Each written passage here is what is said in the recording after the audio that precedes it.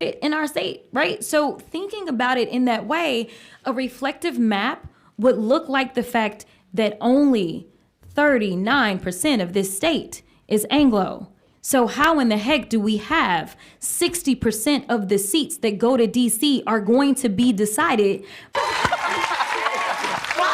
by Anglos? That's the math that doesn't work. We need to flip the numbers so that people of color, no matter who they vote for, if they decide they're voting for Trump, and you're right, because of the 13 democratically elected seats in the state of Texas, one of those seats was a majority white seat.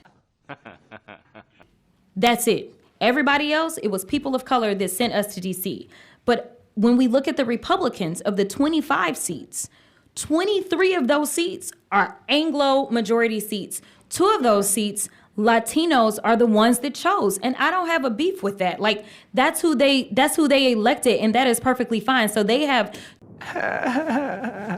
2 Anglo seats that are Republican. 2 Latino opportunity seats that elected Republicans. That is perfectly fine. People vote for who they vote for, but don't divide our communities and dilute our voices. And that's why we're here. Because we feel like we're being diluted because we're packing black folk, or we're awkward.